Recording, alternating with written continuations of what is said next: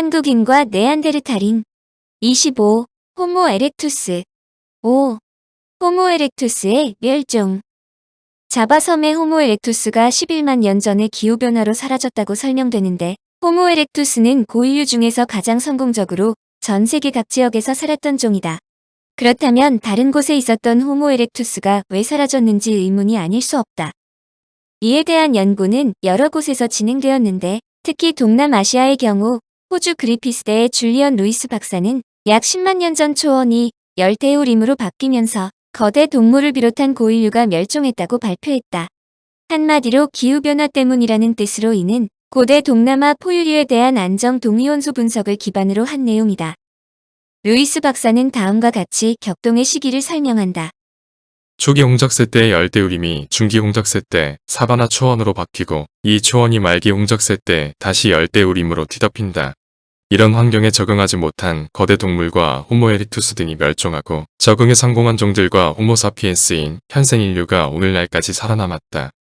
사실 이들 지역은 현재는 모두 멸종된 거대 동물들이 번성했던 포유류 공동체가 존재했던 곳이다. 독일 막스 플랑크 인류사연구소의 패트릭 로버츠 박사는 현대의 포유류와 화석화된 옛 포유류 이빨에 대한 기록을 조사하여 과거의 동물들이 주로 열대지방에서 자라는 풀이나 나뭇잎을 먹었는지의 여부와 이 동물들이 살았던 당시의 기후 조건을 재구성했다. 연구 결과 홍적세 초기에 미얀마에서 인도네시아까지 열대우림이 번성했으나 점차 초원지로 변화하기 시작했다는 것을 발견했다.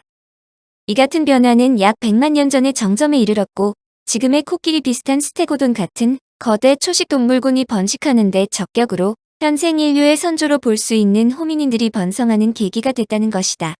물론 이러한 생태계는 지구에 생존했던 가장 다른 유인원들에게는 치명상으로 멸종을 초래했다고 설명된다. 그런데 이런 변화도 영구적이지 않았다는 점이다. 약 10만 년 전 열대우림이 다시 우거지기 시작했고, 전형적인 열대우림 동물군이 등장한다. 즉 고대 동남아시아에서 수많은 거대 동물군이 사라진 것은 이와 같이 열대우림이 들어서고 대신 사바나 초원이 없어진 것과 상관관계가 있다는 것이다. 그러므로 한때 이 지역에 살았던 호모 에렉투스도 숲이 재확장되는 환경에 적응할 수가 없었다고 루이스 박사는 설명했다. 그런데 호모 에렉투스와 동시대에 살았던 호모 사피엔스는 열대우림에 성공적으로 적응하면서 번성했다는 것이다. 즉 호모 사피엔스만 역동적이고 극한적인 환경에 살아남은 것이다. 인간류의 분류. 고인류가 지구상에 태어난 이후 수많은 종이 변혁을 거쳐 현생 인류 즉 호모 사피엔스만 남았다는 데는 이론이 없다. 그런데 주목할 점은 유전자 분석으로 현생 인류와 유사한 다른 종의 인류가 사라진 지 그리 오래되지 않았다는 점이다. 근래 각광받는 데니소바인의 경우 약 15,000년 전까지 현대인에게 유전자 흔적을 남겨놓았다. 화석 발굴이 계속 이어지면서 인류 조상 논란은 오히려 가열되고 있는데, 가장 흥미로운 주제는 초기 인류종의 수다. 이 중 가장 궁금한 것은 190만 년 전에 태어나 적어도 150만 년 동안 세계 각지에서 살았으며 심지어는 11만 년 전까지 살았다는 호모 에렉투스가 얼마나 많은 종으로 분류되었느냐이다. 근래 호모 게오르기쿠스, 호모 에르가르테르와 같은 종들이 등장하자 이들을 호모 에렉투스가 아닌 또 다른 종의 인류로 분류해야 한다고 주장할 정도로 종의 숫자가 계속 늘어났다. 존 스튜어트 박사는 이런 논란이 가라앉기 위해서는 종에 대한 정의를 단순화해야 한다고 주장했다. 생물을 분류하는 기본 단위는 종이기 때문이다. 특히 종의 변이를 어느 정도까지 받아들일 수 있는지에 대해 합의가 있어야 한다. 그러나 이는 학자마다 입장이 서로 다름으로 간단하게 정리될 일은 아니다. 생물학에 있어 가장 정의하기 어려운 부분이기도 하는데, 분류학자와 계통학자, 유전학자와 진화학자 등 분야에 따라 종에 대한 견해가 매우 다르기 때문이다. 가장 큰 차이가 이종교배에 대한 논란이다. 학계에서 그동안 통용되는 정설은 만약 두 개체가 생식력이 있는 자손을 낳을 수 있다면 그들을 같은 종에서 나왔다고 판단할 수 있다는 것이다. 예를 들어 서로 다른 종인 말과 당나귀는 짝짓기를 통해 노새를 만들 수 있지만 노새는 번식이 불가능하기 때문에 종의 영역에 포함되지 않는다. 말과 당나귀 역시 비슷하지만 생식력이 있는 자손을 낳지 못했기 때문에 같은 종이라고 볼 수 없다는 논리다. 그런데 이 정의에 균열이 생기기 시작했다. 일부 식물과 박테리아는 무성생식을 할 수 있기 때문이다. 그동안 견지되던 이종교배에 대한 정의가 문제가 있다는 것이다. 일부 생물학자들은 DNA 분석을 통해 정밀도를 높일 수 있다고 주장한다. 그런데 화석 연구에 있어 DNA 분석이 많은 각광을 받고 있지만 모든 화석들이 다 DNA를 갖고 있는 것은 아니다. 이를 보면 인류 조상의 계보를 정리하는 것이 쉬운 일이 아니다. 더불어 종의 개념 자체가 실제로 존재하지 않는다는 주장도 제기되었다. 한마디로 당장 고인류를 포함하여 모든 동물에 대한 진화적인 차원의 이야기가 어렵게 전개될 수 있다는 뜻이다. 종의 분류에 대한 논란이 이어지고 있는 가운데 미국 스미소니언 자연사 박물관은 초기 인류의 종을 21개로 분류하였다. 이 중에는 호모 사피엔스를 비롯 네안데르탈인, 인도네시아에 거주했던 호빗 크기의 인류 호모 에렉투스 등도 포함되었다. 스미소니언 박물관에서는 사람과 침팬지의 공통조상인 호미닌을 기점으로 초기 인류의 계보를 분류하고 있다. 호미닌이 사람과 침팬지의 공통조상인 만큼 그 위에인 현대인의 모습 역시 침팬지와 유사한 모습을 띠고 있다. 초기 인류가 침팬지에 가까운 모습이었다는 것이다. 그러나 아직 이 21개 종에는 비교적 최근에 발견된 데니소바인 필리핀의 한 동굴에서 발견한 왜소한 체고, 초기 인류 호모루소넨시스 등은 포함되지 않았다. 이유는 간단하다. 학자들 간 논란의 여지가 있기 때문인데 데니소바인은 한국인에게 유전자가 있다는 것이 알려졌으므로 이 부분은 네안데르탈인과 함께 뒤에서 설명한다. 앞으로도 아직 발견되지 않은 또 다른 많은 초기 인류 화석이 존재할 수 있다. 이는 앞에서 설명한 초기 인류에 대한 해석이 크게 변화할 여지가 있다는 뜻이다.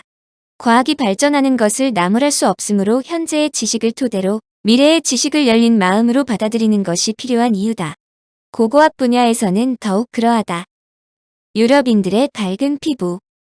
고인류를 전공하는 학자들에게 사람들이 가장 많이 질문하는 것 중 하나는 인간의 피부색이 왜 다르냐이다.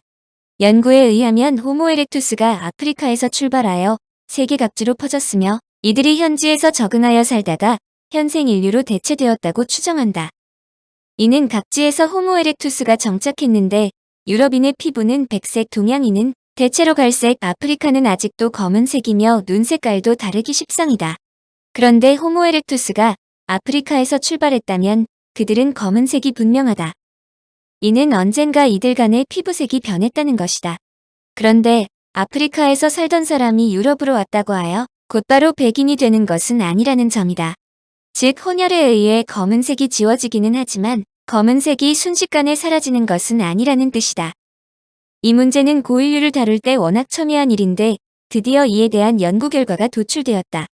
약 4만 년 전에 스페인, 룩셈부르크, 헝가리에서 살았던 초기 수렵 채집자들도 더 어두운 피부를 가졌는데 유럽에 나타난 하얀 피부는 고작 8천여 년 전에 지나지 않는다는 것이다.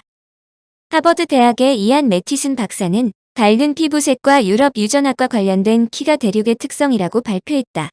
그는 유럽의 83개의 인간 샘플을 기반으로 인간이 유럽에 살았던 대부분의 시간 동안 사람들은 피부가 어두웠다고 분명히 말했다. 매티슨 박사는 탈색을 유발하는 두 가지 유전자인 SLC24A5 및 SLC45A2가 부족했는데 두 유전자를 갖고 있던 근동의 농부들이 유럽에 도착하여 밝은 피부 유전자를 유럽인들에게 전달했다는 것이다.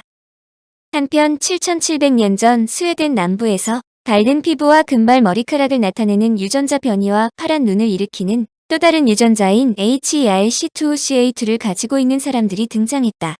이것은 북유럽의 고대 수렵 채집인들이 하얗고 푸른 눈을 가졌다는 것을 나타낸데 이들 피부 특성은 햇빛이 적은 지역에서 유리했다. 학자들은 유럽에서 이들 유전자가 선호되고 확산된 이유로 비타민 D 흡수를 지적한다. 이는 유럽의 고대 수렵 채집자들이 8천년 전에는 우유를 소화할 수 없었다는 것으로도 설명된다. 유럽인들이 우유를 먹을 수 있게 된 것은 약 4300년 전부터이다. 자브론스키 박사는 햇볕이 덜 드는 기후에 사는 사람들은 비타민 D를 흡수하고 합성하기 위해 다른 피부 색소가 필요하다고 설명했다. 즉 창백한 피부가 이들 지역에서 유리했고 우유를 소화하는 능력도 있었다는 것이다. 이는 당대의 인간들이 두 가지 유전적 해결책을 도출했다는 것을 뜻한다.